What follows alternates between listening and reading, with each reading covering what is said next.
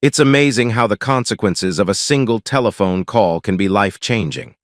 How the trembling of a rotary dial and the words that follow can split your entire existence into a clean before and after, like cracking an egg against the edge of a counter. In my case, it happened twice, more than a decade apart. The first call devastated my hopes, my dreams, and every ambition I'd carefully stacked like textbooks on a shelf. But it also gave me a treasure I wouldn't trade for anything on this earth. The second call, well, that one was different. You'll have to stay with me to understand. But both calls, in their own way, were gifts. I just didn't know it at the time. To understand what happened, you need to understand who I was in the summer of 1971, and more importantly, who I wasn't. I was 18 years old, 5'6" on a good day with thick-soled shoes, 132 pounds after a heavy meal. I wore glasses that sat too wide on my narrow face, the kind with thick brown frames that made me look like a startled owl. My skin was still losing its long war against acne, and my hair, brown, thin, unremarkable, sat flat against my skull no matter what I did to it. If you'd passed me on the street, your eyes would have slid right over me like I was a mailbox. I was, in the vocabulary of 1971, a complete nerd, or whatever the equivalent was before anyone had invented that word properly. I read science fiction paperbacks during lunch. I could recite the periodic table from memory, but couldn't hold a conversation with a girl without my throat closing up like a fist. I'd participated in cross-country and track, badly, as a distance runner. Not because I was fast, but because distance running required no coordination, no hand-eye skills, and no teammates depending on you to not embarrass them. You just ran until your lungs burned, and then you ran some more. I was good at endurance. I was terrible at everything else. I graduated from high school that June without ever having been on a date. Not a single one, no prom, no homecoming. No stolen kiss behind the gym. Nothing. And then there was Brian. Brian Gallagher was everything I was not. Tall, 6'1" by junior year, with the kind of lean, effortless build that made varsity coaches follow him down hallways. He had dark hair that fell perfectly across his forehead, a jawline that could cut glass, and a smile that made girls lose their train of thought mid-sentence. He was a three-sport athlete. He'd had a string of girlfriends since sophomore year, each one prettier than the last, and he'd left a trail of broken hearts behind him like confetti at a parade. We'd been best friends since 4th grade. People never understood it, the golden boy and the owl. But friendships forged at 9 years old don't answer to logic. We'd built model rockets in his garage, traded comic books on rainy Saturdays, suffered through algebra together. Brian was loyal in the way that mattered. He never once treated me like a sidekick or a charity case. To him, I was just Pete, his buddy, the smart one who helped him pass chemistry and listened to his girl problems without judgment. And he was Brian, the one who made sure nobody messed with me and who could talk his way into anything. We'd graduated together that June and were about a week and a half from leaving for our respective colleges. The summer had that bittersweet, ticking clock feeling, everything golden and temporary, like the last hour of sunlight before it drops behind the trees. Our town sat on the outer edge of the Philadelphia suburbs, a place that had once been a sleepy market center for the surrounding farms but had been slowly swallowed by subdivisions and strip malls. You could still see the old bones of it, the stone walls along country roads, the grain elevator downtown, the family plots in the churchyard with dates going back to the Revolution. But the new bones were taking over.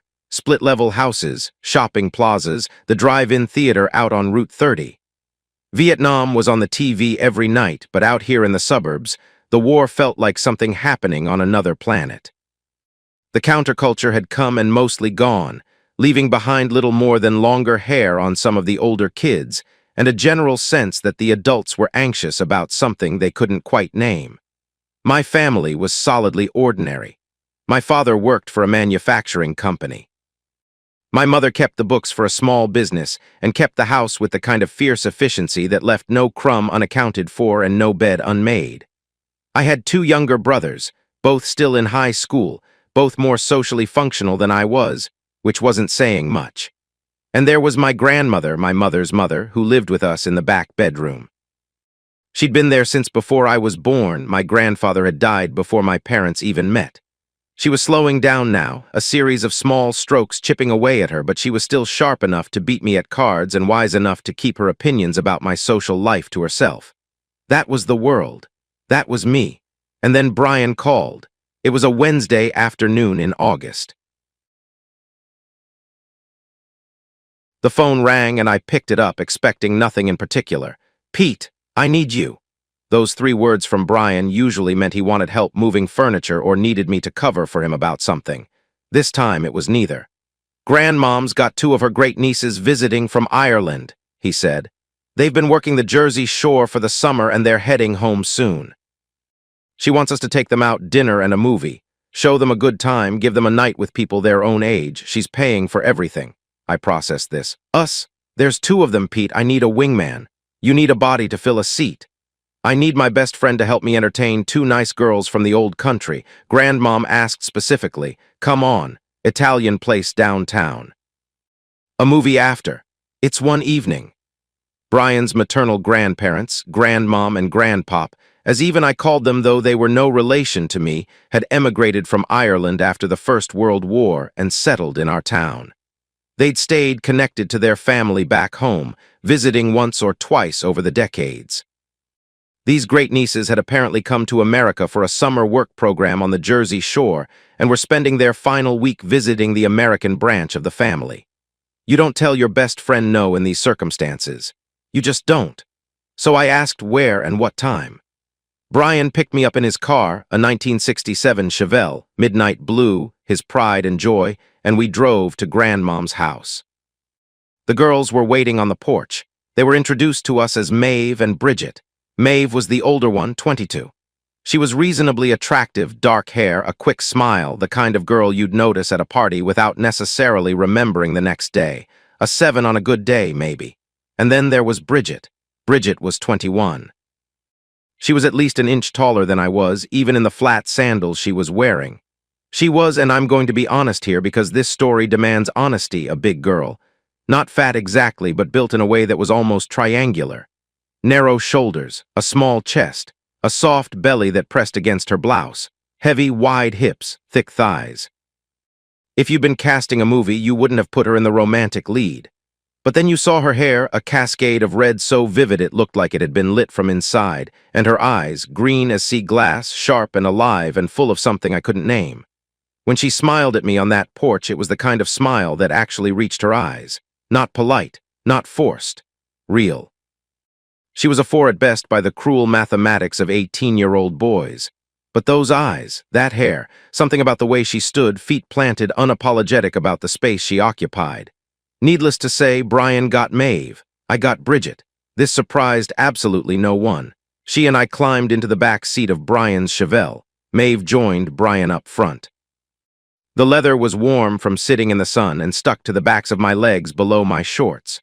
Bridget settled in beside me, and I caught a faint scent, something floral, layered over the clean smell of soap. She turned to me and said, "So, Peter, Brian tells me you're the clever one." Her accent hit me like a song I'd never heard before, soft and lilting, turning my name into something that sounded almost musical. I mumbled something about Brian being generous with his descriptions, and she laughed. Not a polite laugh.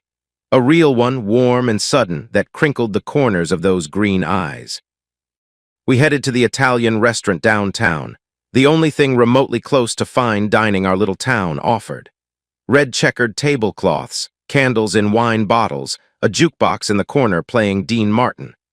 Brian and Maeve fell into easy conversation immediately, the 2 attractive ones magnetically drawn together the way attractive people always are. That left Bridget and me. I expected awkwardness. I expected the special silence that descends when 2 people with nothing in common are forced to share a table. Instead, Bridget asked me questions about my classes, about what I planned to study, about the town, about America. She listened like the answers actually mattered. When I told her I was going to study engineering, her eyebrows went up and she said, "A builder, I like that. The world needs more people who make things and fewer who just talk about making things." She told me about Ireland, the village she came from, the green hills, the rain that never seemed to stop, the way the sea looked in winter when the storms came in. She talked about her family carefully, the way you describe a house with a cracked foundation, mentioning the rooms but not the damage.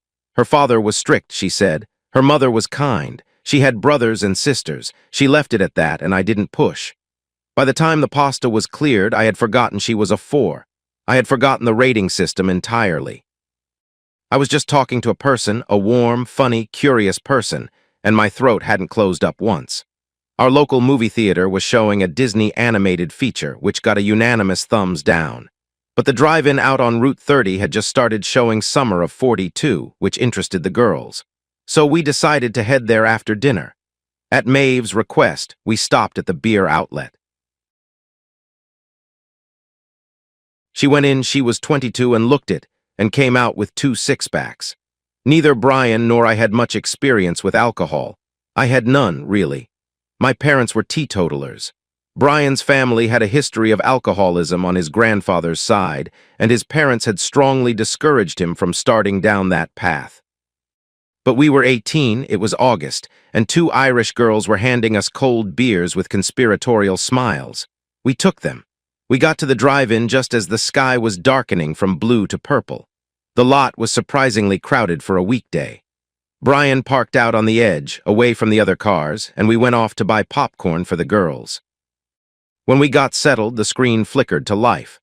The August heat was oppressive, thick, and damp, the kind that sits on your chest. We cracked the beers and drank them fast, wanting to finish them while they were still cool enough to enjoy. 2 beers for me was 2 beers more than I'd had in my entire life. The warmth hit my bloodstream like a slow wave, loosening something in my chest and softening the edges of my anxiety. That turned out to be a very bad idea, but I didn't know that yet. Maeve slid across the front bench seat toward Brian. Bridget slid across the back seat toward me. Her hip pressed against mine, her shoulder warm against my arm, and for the first time in my life I felt the actual physical presence of a girl, not as an abstract concept from a health class textbook, but as heat and weight and softness against my body. My heart was hammering. Something stirred below my belt that I was suddenly, mortifyingly conscious of. Brian was experienced. This was obvious. Within 15 minutes of the opening credits, he and Maeve were necking in the front seat. Clothing loosened. Breathing changed. Heavy sounds filtered back to us through the gap between the headrests. Bridget and I looked at each other. The light from the screen played across her face, painting her cheekbones in shifting blue and white. She bit her lower lip. Then she snuggled closer, and I put my arm around her shoulder, and something inside me that had been wound tight for 18 years began, very slowly, to uncoil. What happened next? I won't pretend it was graceful or skilled or anything like the scenes in the movies playing 50 feet in front of us. I was running on instinct and biology and 2 beers and 18 years of accumulated loneliness. I'd paid attention in health class. I'd explored the forbidden pages of Playboy and Penthouse with the academic rigor I applied to everything. I had a bookish understanding of how to touch a woman. But understanding and doing are 2 entirely different countries, connected by a very narrow and terrifying bridge. I kissed her. She kissed me back, enthusiastically, urgently, wrapping her arms around me and pulling me close. Her tongue found mine, and we stayed like that, tangled together in the back seat, while the movie played on unwatched and the August heat made us both slick with sweat. Things progressed. I'll leave the details where they belong in the merciful dark of that back seat. I'll say only that what happened between us was unplanned, unprepared for, and ultimately unprotected. Brian had come equipped, Boy Scout motto and all. I hadn't even considered the possibility. Why would I? Nothing like this had ever happened to me. Nothing like this had ever seemed remotely possible, and then it was over, and the reality of what we'd done landed on both of us like a physical weight. Her eyes were wide. She cried softly, and I apologized, fumbling for the tissue box on the rear shelf. "I'm so sorry," I whispered. "If I'd known, I would have been more careful."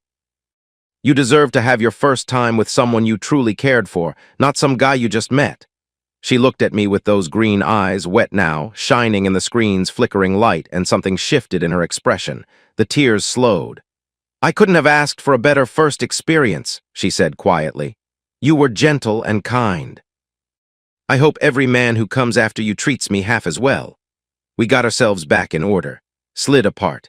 watched the rest of the movie with our arms wrapped around each other, saying nothing, breathing in time with each other while Jennifer O'Neill walked across the screen in a world far removed from our own.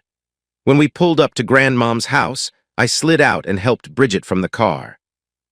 She leaned over and kissed me gently on the cheek. Her lips were cool against my flushed skin. She whispered in my ear, "Thank you, Peter. You're the first man who ever paid attention to me like that. I'm not sorry. Don't you be sorry either." Then she ran into the house, her red hair catching the porch light for one bright instant before the door closed behind her. Brian dropped me home. We talked about the evening the way 18-year-old boys do, in broad strokes and exaggeration, with a lot left out. A pleasant memory, we agreed. A good story. Nothing more. A week and a half later, we both left for college. I packed my suitcase, hugged my parents, waved goodbye to my brothers and my grandmother, and drove away toward a future I thought I had completely planned out. I didn't give that evening much more thought. I filed it away in the drawer marked before real life begins and closed it. But some drawers don't stay closed, and some consequences don't announce themselves for months. I'd learned that soon enough. College hit me like a freight train. I'd glided through high school without breaking a sweat. Even AP Calculus and Advanced Physics had felt like warm-up exercises.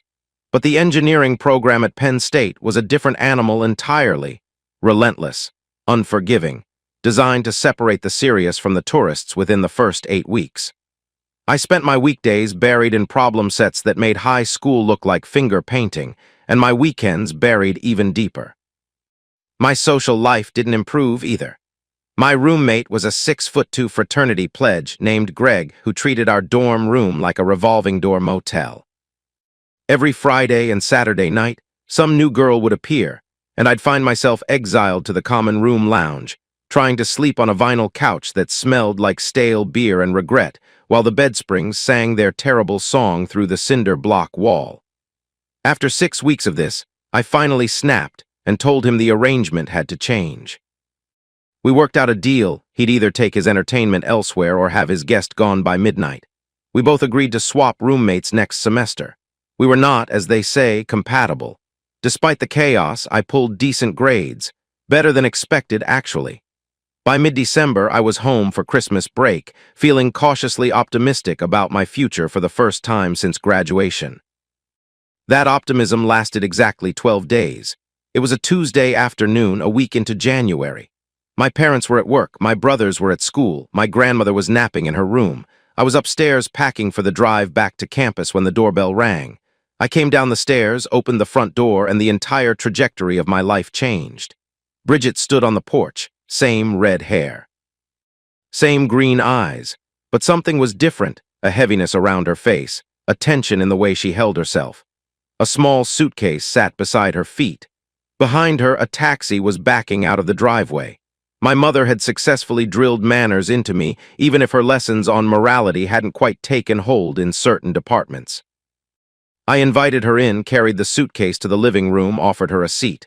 "I didn't expect to see you again," I said, trying to sound casual while my stomach did something complicated. "Are you visiting Grandmom and Grandpop for the holidays?" "No." She looked straight at me. Her hands were clasped tight in her lap, knuckles white. "I'm here to see you. We're going to have a baby." 3 seconds of absolute silence. The grandfather clock in the hallway ticked. A car passed on the street outside. The furnace clicked on in the basement. "Are you sure?" I said. She nodded. 4.5 months. It happened at the drive-in. And then, God help me, I asked the worst possible question a man can ask in this situation. "Are you sure it's mine?" Her eyes went from nervous to volcanic in half a heartbeat. "You are the only man who has ever touched me," she said, her voice shaking with fury. "Whose else would it be?" That was the moment my world crumbled. Every plan, every ambition, every carefully stacked textbook of my future knocked off the shelf and scattered across the floor. We talked for an hour before my father came home. The story she told me was worse than I could have imagined. After returning to Ireland, Bridget had realized something was wrong within weeks. She'd avoided dealing with it as long as she could. Denial is powerful medicine, but eventually she had no choice. She told her mother, who was horrified. Her mother told her father. Her father was a man named Thomas Murphy, rigid, domineering, proud as a peacock, and twice as vicious when cornered. He'd thrown Bridget out of the house, called her a whore, a slut, a tramp, told her never to come back, her own father casting her into the street like garbage because she'd embarrassed him in front of the village. Her mother, terrified of her husband but desperate to help her daughter, had sent Bridget to an aunt in Dublin. Aunt Mary was a remarkable woman. She'd been a nanny for a wealthy widower, fallen in love with him, married him, raised his children, and borne him several more. He'd died recently, leaving her wealthy in her own right. Mary had taken Bridget in, contacted Brian's grandparents for my information, and purchased Bridget's ticket to America.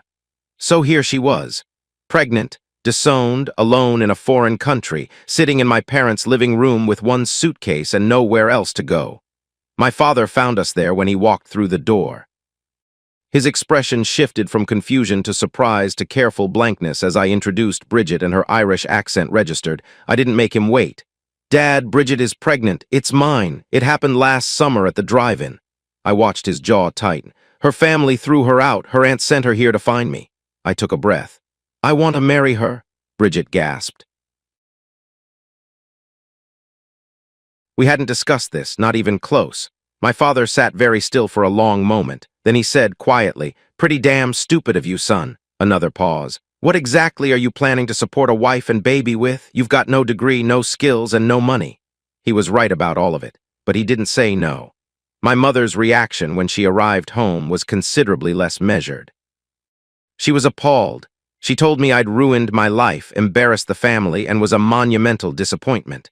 She said every word of it with Bridget sitting right there, absorbing each syllable like a blow. The acid in my mother's voice could have stripped paint off the walls, but my father's quiet question, "What are you going to do about it?" was the only one that mattered. And I'd already answered it. We were married by a kindly judge the following week. No church. The local Catholic parish wouldn't perform the ceremony since I refused to convert, and that was that. My parents attended. Nobody threw rice. Nobody cried tears of joy. We moved into the finished half of my parents' basement with a second-hand bedroom set I'd bought for $40. My father's sister offered us her mountain cabin in the Poconos for 3 days, and my parents lent us a car. Those 3 days were the first time Bridget and I were truly alone together since the back seat of Brian's Chevelle. We spent most of that time learning each other, carefully, awkwardly, then with growing confidence, and eventually with something approaching abandon. I discovered that my new wife was an astonishingly passionate woman. She was generous and eager and vocal in ways that left me breathless. On the second night, lying in tangled sheets with the mountain silence pressing against the windows, Bridget told me she loved me. I wanted to say it back. The words sat right there on my tongue like a coin I couldn't quite push through the slot. But something held them. Fear, maybe, or the nagging sense that I'd been forced into this life rather than choosing it. So I kissed her forehead and pulled her closer, and she let the silence stand without pressing me. She was disappointed. I could feel it in the way her body stiffened for just a moment before she relaxed against me. But she didn't say a word about it. Not then, not for months. We fell into a rhythm. I found work at the local hospital as an orderly, lousy pay, but the health insurance was excellent, and I could take the bus. I left the house at 6 every morning, worked until 3:30, then ran the 5 miles home to save half the bus fare. Bridget, who couldn't legally work, threw herself into the house like a woman possessed. She cooked, cleaned, did laundry, tended to my ailing grandmother. She was waging a one-woman campaign to prove her worth to my family, and slowly, very slowly, it was working. My father warmed to her first. My grandmother became her closest ally, the two of them spending hours together while I was at work. My brothers accepted her with the indifferent shrug of teenage boys who had their own lives to worry about. My mother remained an iceberg. Every other week, Bridget wrote letters to her parents in Ireland. She told them about our marriage, the pregnancy, the small details of our life. She never received a single reply. After Bridget stopped being able to write, the pregnancy making her too exhausted by evening, I took over. Quarterly letters with photographs, updates, little notes. I sent them to both her parents and to Aunt Mary. Nothing came back, not once. She cried about it sometimes, late at night in our basement bedroom where no one else could hear. But every morning she put on a brave face and kept going. I admired her for that more than I could express. As her belly grew, I began to feel something shifting inside me, a warmth I hadn't expected, a protectiveness that went beyond duty. But the words still wouldn't come. When she told me late one night, fiercely and with tears in her eyes, that she needed me to understand how important I was to her, I held her tight and said nothing. My silence was becoming its own kind of cruelty, and I knew it, and I still couldn't fix it. That was my fatal flaw. I could solve differential equations in my sleep, but I couldn't say 3 words to the woman carrying my child. I would come to regret that silence for the rest of my life. Babies never come during business hours. Ours was no exception. It was 1:00 a.m. when Bridget shook me awake. Her face was pale, her nightgown soaked. "My water broke," she whispered. "Contractions are 5 minutes apart." I moved on autopilot, woke my father, got the car keys, called the doctor's answering service. Drove to the hospital with Bridget gripping my hand so tight I lost feeling in my fingers. At the emergency room, they put her on a gurney and wheeled her toward labor and delivery. Just before she disappeared through the double doors, she reached out and grabbed my hand one last time. "I love you," she said. And something broke open inside me, something that had been locked tight since the day she appeared on my doorstep. I looked at her, at those green eyes I'd first seen in the porch light at Grandmom's house, and I said, "I love you too." I meant it. God, I meant it. She smiled, that real smile, the one that crinkled the corners of her eyes. "I've known that for a long time," she said. Then they wheeled her through the doors and she was gone. I sat in the waiting room. The ward clerk typed at her station. The fluorescent lights hummed. I realized I was scheduled to work that morning, so I went downstairs to leave a note for my supervisor. I was gone maybe 10 minutes. When I stepped off the elevator, the hallway had erupted. Alarms, running footsteps. A voice on the overhead calling a code in labor and delivery. Doctors and nurses stampeded past me, nearly knocking me flat. I walked to the clerk's station. "What happened?" She didn't look up. "The woman in labor coded. The team is trying to save her and the baby." Whatever sound I made caused her to glance up. The color drained from her face as she realized who I was. I lunged for the doors. A nurse caught me, both hands on my chest. "You can't go in there." "That's my wife. Sit down. You'll only be in the way." Her voice was firm, but her eyes were terrified. "Let us try to save them." I sat. I have no idea how long. Time does strange things when the person you love is dying behind a set of doors you can't open. It could have been 20 minutes. It could have been 3 hours. I learned later it was just over 60 minutes. The obstetrician had performed an emergency C-section within seconds of the code, pulling our daughter free before turning back to fight for Bridget's life. They fought hard. An entire team of doctors and nurses, working desperately on a 19-year-old girl from Ireland who had done nothing wrong except fall in love with a boy too stupid to love her back in time. They lost. The doctor who came through those doors didn't need to say a word. I saw it in his face, the exhaustion, the defeat, the particular kind of grief that medical professionals carry when the outcome is the worst one. "Mr. Morton," he said, "you have a beautiful little girl. Your wife, I'm so sorry. We did everything we could." I hit the floor. I don't remember falling. I remember the sound, a screaming that filled the hallway, raw and animal and endless, and then the shock of realizing it was coming from me. A nurse helped me up eventually. She asked if I wanted to spend some time with my wife and daughter. She led me into the room where Bridget lay on a gurney, covered to her chin by a white blanket. She looked like she was sleeping. She looked peaceful and young and impossibly still. The nurse placed my daughter in my arms, a tiny sleeping thing with a cap of red hair and skin so pale it was almost translucent. Her mother's coloring. Her mother's face in miniature. I sat between them for 45 minutes, my daughter in my lap, my wife's hand in mine. The tears fell so steadily that the blanket wrapped around my baby was soaked through by the time my parents arrived. Before they took Bridget away, I leaned over and kissed her one last time. I told her I loved her. I told her I would raise our daughter to be the kind of woman who would make her proud. I promised her that Maggie, because that's what Bridget had wanted to name a girl, Margaret Mary, after her mother and the aunts who'd saved her, called Maggie for short, that Maggie would know how much her mother had wanted her and loved her. I'd said, "I love you," exactly once while she was alive to hear it. Once. My parents drove me home as the sun was coming up. The world outside the car window looked exactly the same as it had the day before, same houses, same trees, same winter sky, but nothing was the same. Nothing would ever be the same again. I was 18 years old. I was a father. I was a widower. And I had a daughter waiting in a hospital nursery who needed me to figure out how to keep going. So that's what I did, not because I was brave. Not because I was strong. Because there was a tiny red-headed girl who had no one else. And because I'd made a promise to a woman I'd loved too late, over her still warm hand, in a room that smelled like antiseptic and grief. The autopsy report arrived 4 days after Bridget died. A congenital aneurysm in her aorta, a ticking bomb she'd been carrying since birth, invisible and silent, waiting for the stress of delivery to set it off. The doctor who explained it to me was gentle about it, but the conclusion was blunt. Once it ruptured, nothing could have saved her. Not if every surgeon in Philadelphia had been standing in that room. I don't know if that was supposed to make me feel better. It didn't.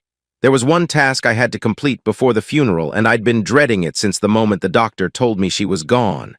I had to call Ireland. My father arranged the international connection.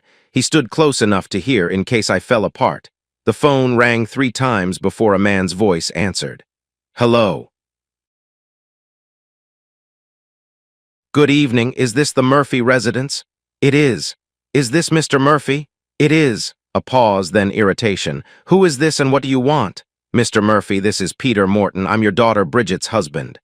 The line went quiet for 2 seconds. Then his voice came back, and it was like being hit with a bucket of ice water. Have you tired of the whore already? We won't be taking her back even if you are. Something inside me snapped. Not slowly, not gradually. It just broke clean and sharp like a bone. Your daughter is dead. My voice didn't sound like mine. It sounded like someone speaking from the bottom of a well. She died 2 days ago giving birth to your grandchild. I'm calling to ask if you want us to delay the funeral so your family can attend. Silence. I could hear him breathing. My father had moved close enough to the receiver that he could hear every word. I watched the color climb his neck like a thermometer. Then Thomas Murphy spoke again, and every word was a knife. That trollop is no daughter of mine, and her spawn is none of my concern. Do with her corpse what you will. We'll not be worrying about her or her funeral. In the background, faint but unmistakable, a woman began to scream. Bridget's mother. She'd been listening. The line went dead. I stood there holding the receiver, listening to the dial tone, feeling nothing at all. My father gently took the phone from my hand and hung it up. His face was a color I'd never seen before, dark red, almost purple, the veins in his temples standing out like cords. I have never in my life, before or since, seen my father that angry. If Thomas Murphy had been standing in our kitchen at that moment, I believe my father would have killed him with his bare hands. Instead, he wrapped his arms around me and held on tight. We'll take care of your wife, he said, his voice rough and unsteady. And we'll help you take care of your daughter. She's ours now, all of ours. We stood like that for a long time, the two of us, in the kitchen where Bridget had cooked dinner just a week before. We buried Bridget in the family plot. After what her father had said, I wanted her to rest with people who had actually treated her like family, even if only for a few short months. The turnout surprised me. Brian drove 6 hours from college during exam week, bringing his girlfriend. Half the orderlies from my shift showed up with their wives. And then there was Father O'Reilly, the priest at the Catholic church Bridget had been attending. He was an Irish immigrant himself, early 40s, with a weathered face and kind eyes that crinkled when he smiled. He'd noticed Bridget's accent, taken her under his wing, treated her with warmth and dignity despite her marriage outside the faith. Several of his parishioners came too, women from the church functions where Bridget had quietly made friends while I was at work, connections I hadn't even known about. It hit me, standing at that graveside, how much of a life Bridget had built in the few months she'd had. How many people she'd touched. How much I'd missed while I was busy running home from the hospital and falling asleep in the basement. A week later, a letter arrived from Aunt Mary in Dublin. Long, handwritten, blotted with tears in places. She told me how sorry she was. She reminded me how much Bridget had loved me. And she asked me to keep writing to her and to Bridget's parents, not for Thomas Murphy's sake. For the sake of the mother who'd been screaming in the background, and for the siblings who didn't yet know their sister was gone. I promised I would. And I kept that promise every quarter for years. Photos of Maggie, updates on her milestones, little notes from Maggie herself once she was old enough to hold a crayon. Not once did anyone write back. I don't know how single parents do it by choice. I truly don't. For the first month of Maggie's life, I was the walking dead. She slept in 2-hour stretches maximum. Every time she woke, I woke changing, feeding, rocking, pacing the basement floor at 3 a.m. with a tiny red-haired creature screaming into my shoulder while I tried not to collapse. I slept when she slept and ate when I remembered to, which wasn't often. The men I worked with saved me. Every single orderly on my shift donated a vacation day and a sick day to my account. Combined with my own time, it gave me 3 months at home. 3 months to learn how to be a father without losing my mind entirely. It was an act of generosity so enormous that even now, decades later, I get a lump in my throat thinking about it. My mother, the same woman who'd been an iceberg to Bridget, took one look at her granddaughter and melted. Whatever wall she'd built against my wife dissolved the moment she held Maggie. She became a different person overnight. On weekends, she'd take Maggie for the whole day, giving me 6 or 8 consecutive hours of sleep, a luxury so extravagant it felt criminal. Gradually, the chaos settled into a rhythm. A brutal, grinding, relentless rhythm, but a rhythm nonetheless. I found a neighbor woman who babysat her own grandchildren and could take Maggie during my shifts. My parents handled the weekends I worked. Every morning, I packed our bags the night before, left the house at 5:30, took the bus to the hospital, worked until 3:30, ran the 5 miles home, picked up Maggie from the neighbor, started dinner for the family, cleaned up, and collapsed into bed. Then I did it again, and again, and again. I opened a savings account for Maggie's college fund and started putting 10% of every paycheck into it. She was going to have the education I'd given up. That was non-negotiable. On my days off, we'd visit Bridget's grave. I'd push Maggie in her stroller along the cemetery paths, talking to her about her mother while she cooed and grabbed at the air with her tiny fists. I told her everything, how her mother had been brave and kind, and how she'd loved Maggie more than anything in the world. I don't know how much a baby understands, but I kept telling her anyway. Father O'Reilly asked me to bring Maggie by the church once I was settled. Bridget had wanted her raised Catholic, and while I wasn't about to convert, I owed it to my wife to honor that wish. The father agreed to baptize Maggie and even found her a set of godparents, Ryan and Sally Wilson, a couple a few years older than me with a daughter named Chloe, just 2 months older than Maggie. It turned out Sally had known Bridget. They'd met at a church women's group and bonded over their pregnancies, occasionally sharing tea at Sally's house. I'd met the Wilsons briefly at the funeral but hadn't really registered them. Over the following months, they became something I desperately needed: friends. Their house was barely a mile from my parents', and Chloe and Maggie took to each other instantly. The kind of fierce, inseparable childhood friendship that starts with shared toys and never really ends. Sally, bless her heart, also made it her personal mission to find me a girlfriend. After the 4th or 5th disastrous setup, she finally accepted that I wasn't ready. The truth was simpler than that. After what had happened with Bridget, I couldn't imagine being with anyone else. The risk was too great. The cost was too high. 2 years after Maggie was born, my grandmother died. She'd been declining since before Bridget arrived, and the small strokes had finally accumulated into one large enough to take her. I mourned her. She'd been a quiet, steady presence my entire life. But what came after her death stunned me. My grandmother, who'd lived as simply as a sparrow, turned out to have more money than anyone realized.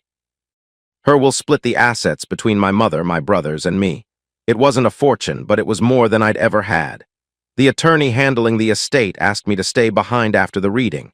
He handed me a sealed envelope. Inside was a single sheet of paper in my grandmother's careful handwriting. "Dear Peter, please use these funds to obtain the college education you should have gotten. Love, Grandmom." I sat in that conference room for 10 minutes after everyone else had left, holding that letter, thinking about a woman who'd watched me sacrifice everything and had quietly planned to give some of it back. There was a state university campus half a mile from the hospital. They had an engineering program, evening and late afternoon classes, taught mostly by working professionals. With my old transcript and SAT scores, admission wasn't a problem, but it would take 7 or 8 years at 1 or 2 classes per semester. I enrolled anyway. For the next 8 years, my life was a 3-ring circus: full-time orderly, full-time father, part-time engineering student. The guys at work thought I was insane, but they swapped shifts without complaint when I needed to make a class. Every Friday afternoon, I'd stop at the bar across from the hospital to buy the gang a round, even though I hadn't touched alcohol since that August night in Brian's Chevelle. It was the least I could do for the men who kept holding me up. I finished my engineering degree just after Maggie's 10th birthday. I was 29 years old, and it felt like I'd climbed a mountain with a child on my back and my shoelaces tied together. 2 of my professors, who'd got to know my story over the years, pointed me toward an opening for assistant facilities manager at the campus where I'd studied. Better pay, more than double what the hospital gave me, and the benefits included free tuition for employees' children. I applied, got the job, and said a reluctant goodbye to the orderlies who'd been my brothers for a decade. At my graduation ceremony, my father handed me a card. Inside was a check, the entire sum of every room and board payment I'd made to my parents since Bridget and I moved into their basement. They'd saved every dollar, waiting for the day I'd need it for a house. Maggie and I found one together. A small 3-bedroom ranch on a 1/4-acre lot, 3 houses down from the Wilsons. She picked it out herself. She wanted to be within running distance of Chloe, and nothing else mattered. We moved in 30 days later. For the first time in a decade, I had a job I could be proud of, a house I owned, money in the bank, and a daughter who was healthy and happy and growing into someone extraordinary. But Maggie, who was too smart for her own good and too perceptive for mine, had started asking a question I couldn't dodge forever. "Daddy," she said one evening, sitting cross-legged on her new bedroom floor while I assembled a bookshelf. "How come all the other girls at school have mommies and I don't?" I put down the screwdriver. Looked at my daughter, 10 years old, red hair in a ponytail, green eyes exactly like Bridget's, watching me with that expression she'd inherited from her mother. The one that said, "I'm going to wait until you answer and I'll know if you're lying." "I've been too busy, sweetie," I said. "Working and school and taking care of you. There wasn't time to find someone." "But you're done with school now." "I am. So you can start looking." I took a breath. "I'll work on it, I promise." She studied me for a long moment, decided I was telling the truth, and went back to organizing her books by color. The question didn't come up again for a while, but promises have a way of sitting in the back of your mind, quiet and patient, waiting for the moment they come due. Mine would come due on a Saturday morning a year later with a phone call I never saw coming. It was a Saturday morning in August, hot already by 8 o'clock, the kind of thick summer heat that made the air shimmer above the asphalt. Maggie was at Chloe's for a sleepover. I was in the garage pulling out the lawnmower, thinking about nothing more complicated than whether I had enough gas to finish the front and back yards when the phone rang. I jogged inside and picked it up, expecting Maggie asking me to bring over something she'd forgotten, or Sally telling me the girls were driving her crazy and to come get mine early. "Hello? Is this Peter Morton?" A woman's voice, and underneath the words, underneath the question itself, an accent I hadn't heard from a woman in over 11 years, that soft Irish lilt rising at the end of the sentence like a wave curling toward shore. My hand tightened on the receiver. "It is. Are you the Peter Morton who was married to Bridget Murphy?" The kitchen went very still. The clock on the wall ticked. A lawn mower buzzed somewhere down the street. My blood was already starting to heat. "Who is this?" "My name is Maura Murphy. I'm Bridget's youngest sister." And that's when 11 years of everything, every unanswered letter, every silence from across the ocean, every tear Bridget had cried alone in that basement bedroom while her family pretended she didn't exist, every vile word her father had spat through the phone while my wife's body was still warm, all of it detonated at once. "What the hell do you want?" I was screaming before I even knew I'd raised my voice. The words ripped out of me like something caged and feral that had been waiting for the lock to break. "Please, Mr. Morton, don't hang up. I want to apologize for how our family... In what universe do you think I want to hear from any of you?" My hand was shaking. The phone cord was wrapped around my fist so tight the plastic was cutting into my skin. Your father called my wife a trollop the day after she died. He refused to come to her funeral.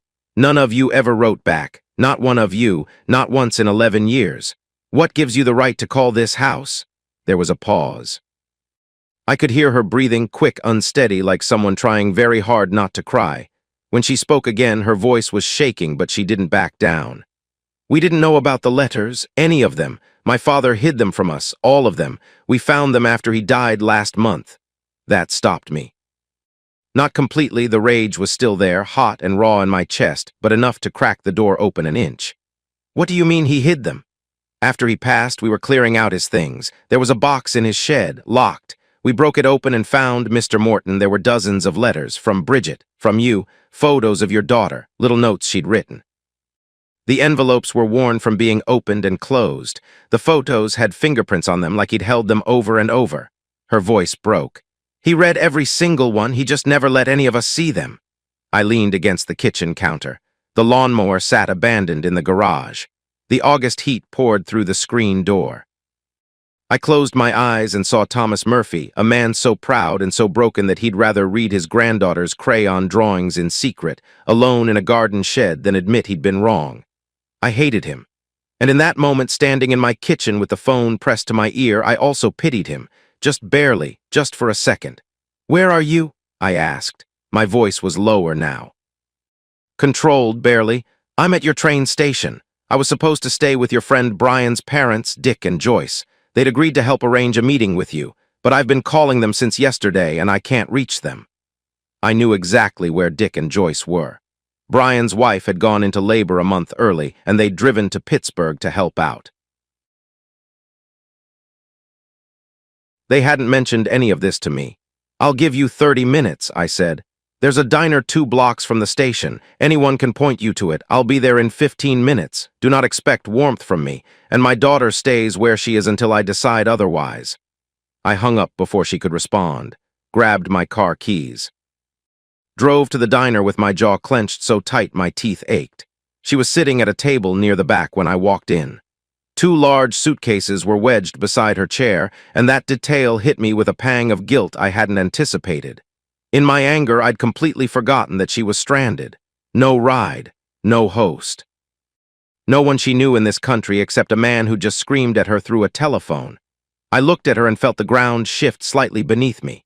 She was small, 5'2" at most, slender, with narrow shoulders and delicate wrists.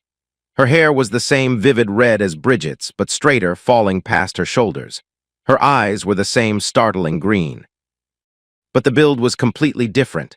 Where Bridget had been wide and heavy and solid, this woman was slight, almost fragile-looking. The family resemblance was unmistakable, the coloring, the cheekbones, something in the set of the jaw, but the package was entirely different. She stood when she saw me. Her eyes were red-rimmed. She'd been crying. I sat down across from her. A waitress poured coffee. I wrapped my hands around the cup and looked at Maura Murphy. You have 30 minutes, I said. Make your case. She took a breath. When she spoke, her voice was steady, not because she wasn't afraid, I think, but because she'd rehearsed this. She'd been preparing for this conversation, probably for weeks. My father was a proud and rigid man. He valued his standing in our village above everything, above his wife, above his children, above his own happiness. When Bridget got pregnant, it threatened that standing. He made a terrible choice, and I believe he regretted it almost immediately. But he had no ability to take it back. Admitting he was wrong would have destroyed the only thing he had left, his pride. She paused. I said nothing. When you called to tell him Bridget had died, he was backed into a corner. He could acknowledge that she still mattered to him, or he could lash out. He chose to lash out. That choice destroyed my parents' marriage. My mother has never forgiven him. My brothers and sisters all left the house as soon as they could. I stayed to look after my mother because someone had to. And the letters? He kept them all, every one. The box was hidden under a workbench in the shed where none of us would think to look. The letters from Bridget, the letters from you, the photographs, your daughter's little drawings and notes. Some of the envelopes were nearly falling apart from how many times he'd opened them. She swallowed hard. He was reading them, Mr. Morton, over and over. For years, he just couldn't let himself respond, and he couldn't let any of us know they existed. I stared at my coffee. The surface trembled slightly, my hands, not the table. Why are you here specifically? Why you? I graduated from nursing school last year. Your hospitals have been recruiting nurses from Ireland. I've been offered a position at the hospital where you used to work. She looked directly at me. I chose that hospital because it's close to you and Maggie. My mother and my brothers and sisters asked me to come early to find you, to apologize in person, to ask if you might allow us to be part of your lives, part of Maggie's life. Tears were running down her cheeks now, quiet and steady, and she made no effort to wipe them away. She just sat there looking at me, waiting. I thought about Bridget.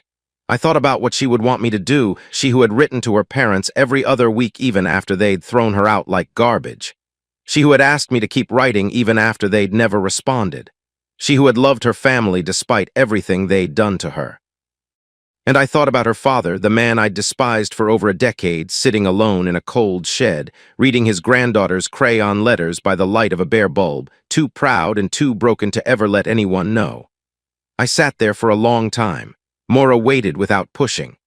I'm not ready for you to meet my daughter yet, I finally said. I need to think about it. Let me call my mother and see if she's willing to put you up for a few days. I stepped outside and dialed my parents' number. My mother listened without interrupting while I explained the situation. Then she said something that nearly knocked me over. Bring her here, Peter. Your father and I would like to talk to her, and for what it's worth, I think you should give her a chance. This was the woman who had been ice cold to Bridget for months. If she was saying this, something had shifted in her that I didn't yet understand. I went back inside, dropped a 5 on the table, picked up Moira's suitcases, and drove her to my parents' house. I didn't speak to Moira for 4 days. My parents did long conversations over kitchen table coffee that I wasn't part of. Whatever she told them, whatever they saw in her, it was enough. When my mother called me at the end of the week, she didn't suggest. She told me, let her meet Maggie, let her stay with you until she gets settled. She's a good girl, Peter, she's not her father. Dick and Joyce's situation in Pittsburgh had stretched from days into weeks. Brian's wife had complications, and his in-laws were still in Europe. My parents were about to leave on their own vacation. There was nowhere else for Moira to go. I drove to my parents' house, loaded her suitcases into my trunk for the second time, and brought her to the guest bedroom at the end of the hall. Clean sheets, fresh towels, the bathroom she'd share with Maggie across the corridor. You can stay here until Dick and Joyce get back or until you find a place of your own, I told her. Maggie will be home after 4. You can meet her then. I paused. I can't promise how she'll react. She might be angry. She might be happy. You need to be ready for either. Moira nodded. Thank you, Peter. It was the first time she'd used my first name. I needn't have worried about Maggie. When my daughter walked through the door that afternoon and found a slender, red-haired woman sitting at the kitchen table, she stopped for exactly 2 seconds. I introduced them. Maggie, this is your Aunt Moira. She's your mother's youngest sister. 2 seconds of silence. Then Maggie's face split into a grin so wide it nearly reached her ears, and she grabbed Moira's hand and said, Come on, I'll show you the house. Within 5 minutes, she was dragging Moira through every room, chattering at a speed that would have exhausted a court stenographer. By dinner, they were finishing each other's sentences. By bedtime, Maggie had informed me, in a tone that left no room for discussion, that Aunt Moira was staying. Dick and Joyce's stay in Pittsburgh stretched to 3 more weeks. By the time they finally returned, it didn't matter. Moira had woven herself into our daily life so thoroughly that pulling her out would have been like removing a thread from a finished tapestry, possible but destructive. She started work at the hospital. She became Maggie's emergency contact at school, her companion on doctor visits, her homework supervisor on the nights I worked late. She befriended Sally Wilson within days. Something about their shared practicality clicked immediately. She started attending Father O'Reilly's church. She cooked dinners that tasted like Bridget's but weren't quite the same, and the difference made them easier to enjoy rather than harder. We were roommates, housemates, co-parents in a functional if undefined sense. There was no physical contact between us beyond the occasional brushing past each other in the kitchen, which was slightly too narrow for 2 people to occupy without touching. But I'd be lying if I said I didn't notice her. She wore t-shirts and jeans around the house, and her frame, slight, compact, undeniably feminine, was not something a man could ignore indefinitely, no matter how many walls he'd built. There were mornings when she'd come out of the bathroom with wet hair and bare feet and a tank top, and I'd have to look away quickly and think about plumbing systems or structural load calculations until the heat in my face subsided. She was my sister-in-law. She was living under my roof. She was 10 years younger than I was. I confined these thoughts strictly to the privacy of my own bedroom and my own imagination, and I told myself that was where they would stay. A year passed like that, comfortable, warm, undefined. And I might have let it stay undefined forever, because that is exactly the kind of emotionally blind, terminally cautious, catastrophically clueless man that I am. If it weren't for a lecherous doctor, a barstool conversation, and an 11-year-old girl who was considerably smarter than her father. The following summer, for the first time since Maggie was born, I decided to take a real vacation. Not a day trip to the Jersey Shore, not a long weekend at my parents' house. An actual 2-week road trip, my parents' motor home, a route through Maryland, Virginia, and Tennessee. Civil War battlefields, an amusement park, the Grand Ole Opry, hiking and fishing along the way. I mapped the whole thing out on a Sunday afternoon, proud of myself for finally doing something spontaneous. Maggie was thrilled, until she asked Maura what she was most excited to see on the trip. Maura, who was folding laundry in the living room, looked up with a careful expression. "Your dad hasn't invited me, sweetie." I was in the kitchen and didn't hear this exchange. What I heard approximately 90 seconds later was my daughter storming in with the kind of righteous fury that only a 12-year-old girl can generate. "You didn't invite Aunt Maura?" "Maggie, the motorhome is small. There's no privacy.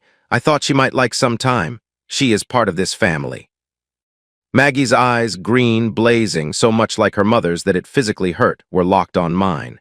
"You don't leave family behind when you go on vacation. That's mean and hateful. If she's not going, I'm not going either." I tried to reason with her. I pointed out the sleeping arrangements, the close quarters, the lack of personal space. She didn't blink. "I don't care about any of that. She's coming or I'm staying at Chloe's for 2 weeks. Pick one." I picked the one that didn't involve my daughter hating me. I pitched the trip to Maura carefully, explaining the conditions: 1 bathroom, thin walls, no real privacy for anyone. She listened, asked for a day to check if the hospital could give her the time off, and came back with a yes. 2 weeks on the road. Campgrounds with communal showers and flush toilets. 2 nights in Walmart parking lots, parked among a half-dozen other motor homes whose owners apparently knew about this arrangement long before I did. Maura took the bed in the rear. I took the one up front.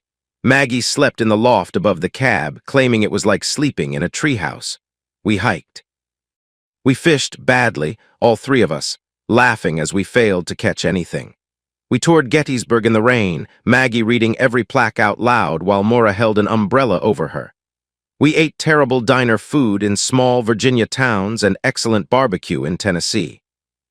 At the Grand Ole Opry, Maura and Maggie danced in the aisle while I watched from my seat, clapping along, feeling something warm and unfamiliar expanding in my chest like a balloon slowly being filled. We came home sunburned, exhausted, and closer than we'd ever been. Something had shifted during those 2 weeks. Some invisible wall between roommates and family had dissolved without anyone naming it. But I didn't name it either. I just let it sit there, undefined, because that's what I do. That's what I've always done. I should have known it wouldn't stay undefined much longer. A few weeks after Maggie started the new school year, I stopped by the bar across from the hospital for the Friday session with my old buddies. I hadn't been in a couple of months and wanted to catch up. When I walked in, 4 of them were laughing so hard one of them was wiping tears from his eyes. "What'd I miss?" I asked, dropping onto a stool and signaling for a round. My buddy Tommy, a big guy with a handlebar mustache and a voice that carried across any room, leaned forward with the grin of a man who'd been waiting to tell this story. "You remember Dr. Hansey?" I remembered. Every hospital employee remembered. A young physician with wandering hands and a father on the board of trustees, which meant he'd been getting away with it for years. "What about him?" "So there's this nurse, cute little thing, been here about a year. Red hair, green eyes, real slender. One of the Irish nurses from the last recruiting round." Tommy was grinning wider now. Hansy finally noticed her, walked right up to her at the nurse's station this morning, grabbed her backside, and asked when she was coming to his place for the night. The bar went quiet around me, though the others were still grinning. They'd already heard this part.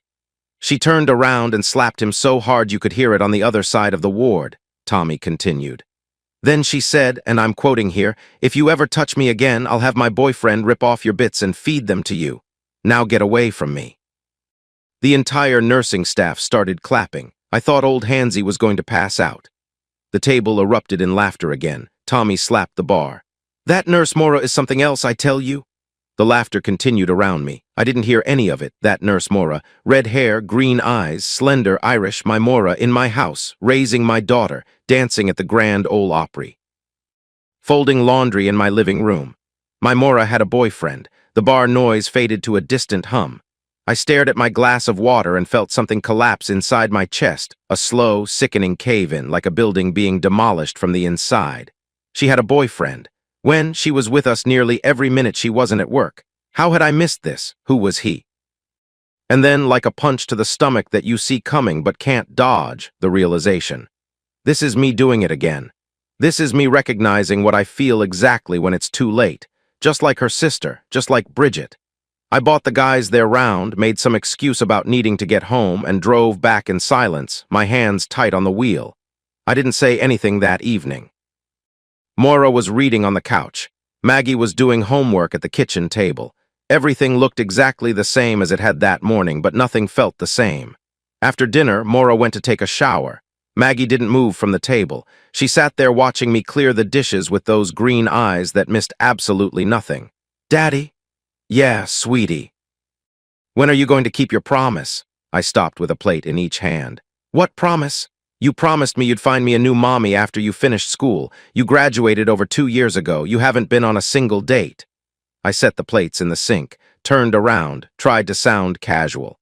"The world isn't exactly full of women lining up to marry your old man, Maggie." "What about Aunt Mora?" "From what I hear, Aunt Mora has a boyfriend." What happened next is something I will remember until the day I die. My daughter's face crumbled. Not slowly, instantly, like a sandcastle hit by a wave.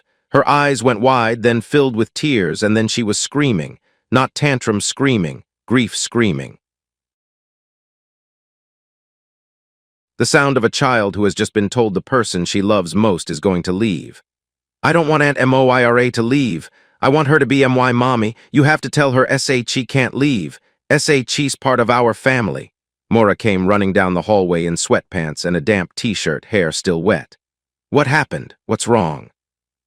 Maggie launched herself at Mora, wrapping both arms around her waist and burying her face in her stomach. "Please don't leave us, please don't leave us, please don't leave us." Mora looked at me over Maggie's head, completely bewildered. "Peter, what on earth is going on?" "She asked me about finding her a new mother. She suggested you." "I told her you had a boyfriend and that you'd probably want to start your own family eventually." I paused. She didn't take it well. Something changed in Mora's face. The bewilderment didn't disappear, it was joined by something else, something hot and bright and furious.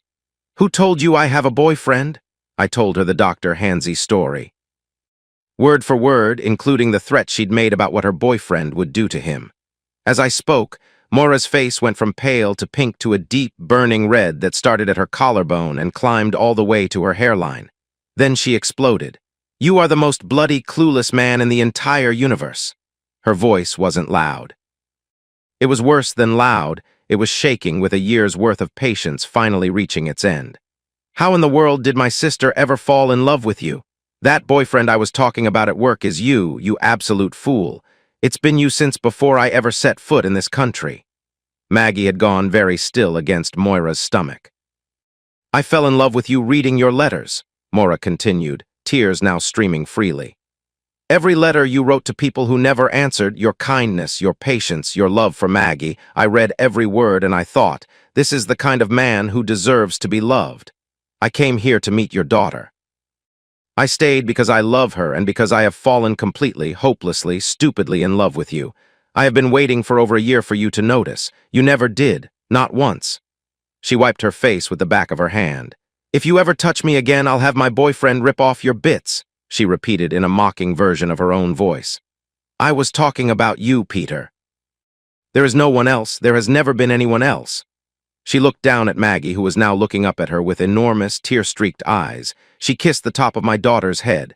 Then she turned and walked to her bedroom, closing the door behind her with a firm, definitive click. Maggie and I stood in the kitchen, staring at each other. My daughter recovered first. She always did. "You better go to her, Dad." She wiped her nose on her sleeve. "I think you have one chance to fix this, and you'd better not blow it." Sometimes my daughter is terrifyingly smart. I knocked on Mora's door, opened it without waiting. She was lying on the bed with her back to me, hands covering her face. I sat on the edge of the bed and put my hand on her shoulder. She flinched but didn't pull away. "Mora." My voice was quiet, steady, clearer than it had any right to be, given that my heart was hammering hard enough to crack ribs. "You're right, I am clueless. I didn't recognize how much I loved your sister until the day she died. I said it to her once while she was alive to hear it, and I will carry that regret to my grave." I took a breath. "And I didn't recognize that I'd fallen in love with you until 3 hours ago when I sat on a bar stool and heard that you had a boyfriend and felt my whole world fall out from under me." She rolled over. Her eyes were swollen, her face blotched with tears. She looked at me without speaking. "I don't want to be your boyfriend," I said. "I want to be your husband. I want to be the father of your children. I want us to grow old together in this house and watch our grandchildren play in that yard. I want to spend every day for the rest of my life making sure you know how much you're loved, because I have learned, twice now, the hard way, what happens when you wait too long to say it." She held my gaze. 5 seconds. 10. An eternity compressed into a silence that roared in my ears. "Of course I'll marry you," she whispered. "You darling, stupid, clueless man. Nothing in this world could make me happier." From the hallway came a sound I will never forget, my daughter, who had obviously been listening at the door, cheering at the top of her lungs. "I'm going to have a mommy again, and it's the mommy I wanted." I reached for Moira, pulled her into my arms, and kissed her for the first time. She tasted like salt and toothpaste and something that felt a lot like the rest of my life. We moved fast after that, not because we were impulsive, but because we'd both waited long enough. The next morning, I called in late to work. Mora called in for the first time since she'd started at the hospital. We drove to the jeweler and picked out a ring that needed resizing. 2 days later, I slipped it onto her finger in the parking lot of the jewelry store, and she held her hand up to the sunlight and laughed in a way I'd never heard from her before, free, unguarded, completely happy. We called my parents first, then Mora's mother in Ireland, who cried so hard we could barely understand her. Then Aunt Mary, whose quiet generosity more than a decade ago had set all of this in motion. Father O'Reilly married us on a Saturday afternoon in the same church where Maggie had been baptized. It was a small wedding. My family, Moira's mother and sisters who'd flown in from Ireland, Brian standing beside me as best man for the second time in my life, Maggie as maid of honor in a green dress she'd picked out herself. My hospital buddies filled 2 pews and cheered when I kissed the bride. We left Maggie with her grandmother Murphy and her aunts, the first time the Irish side of the family had held her, a moment that reduced every woman in the room to tears, and flew to Hawaii for 2 weeks. Our first night together, I discovered that Moira had never been with anyone. I also discovered that certain traits apparently run in the Murphy family. My new wife shared her sister's extraordinary sensitivity, her passion, and her seemingly inexhaustible enthusiasm for physical connection. We saw far less of Hawaii than the travel brochures recommended, but neither of us minded. When we returned, we hired an attorney to begin Moira's adoption of Maggie. Bridget would always be her first mother, the woman who gave her life to bring her into the world.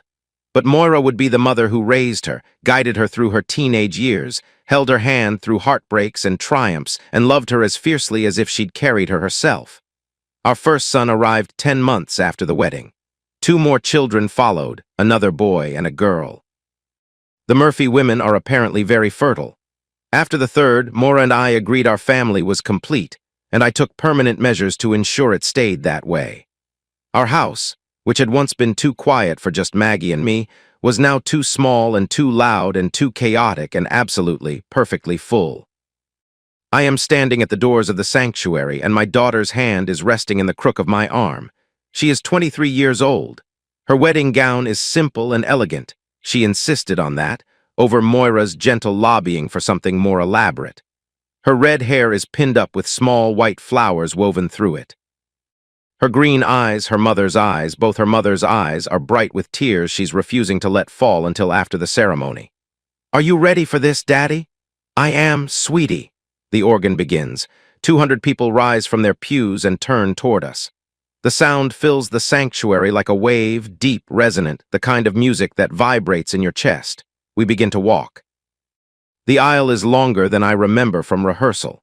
Each step carries the weight of 24 years.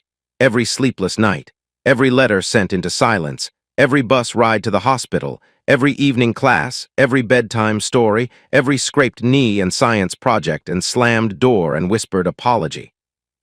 All of it compressed into 60 feet of carpet and the pressure of my daughter's hand on my arm. I see them as we walk. Every face a chapter in this story.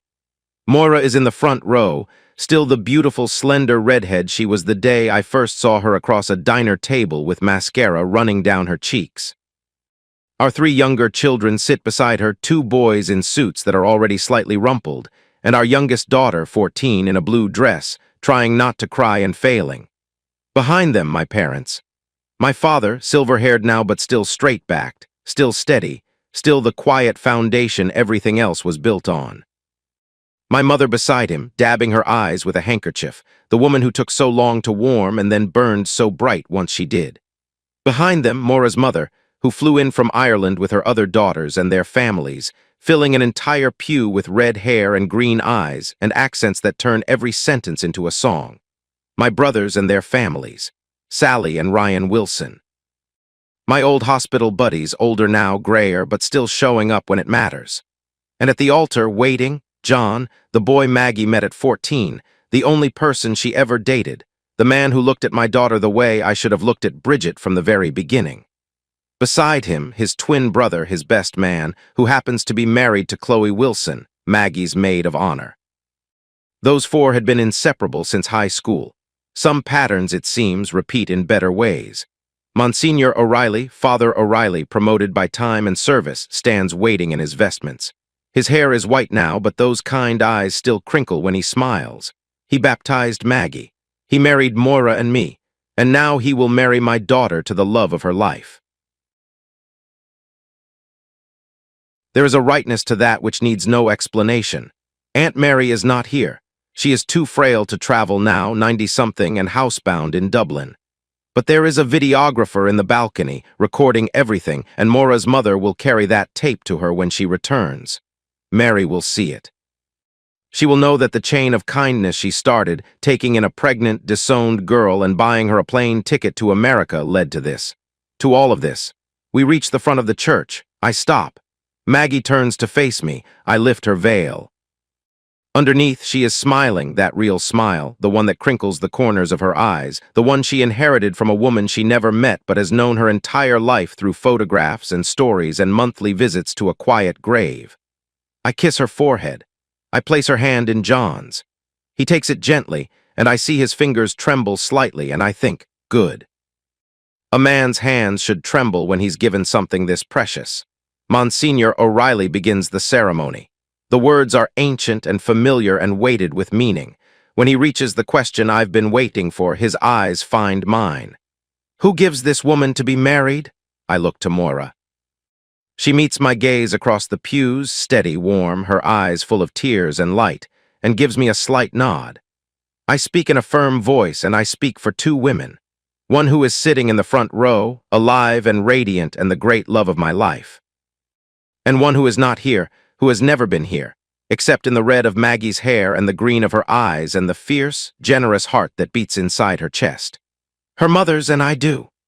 As the words leave my mouth, a beam of light breaks through the sanctuary's stained glass window and falls across the altar, illuminating the young couple in gold and rose and blue. It's just the sun, I know. Just the angle of the light at this hour of the afternoon, just physics doing what physics does. But I choose to believe it's something else. I choose to believe it's Bridget, the girl with the red hair and the green eyes who climbed into the back seat of a 1967 Chevelle on a hot August night and changed my life forever, looking down at the daughter she loved enough to die for and blessing her on the happiest day of her life. I take my seat beside Moira. She reaches over and takes my hand. Her fingers are warm and steady and sure. 2 phone calls, more than a decade apart. One shattered everything I thought my life would be. The other rebuilt it into something I never could have imagined. Both of them, in the end, were gifts. I just had to learn slowly, painfully, and nearly too late how to unwrap them.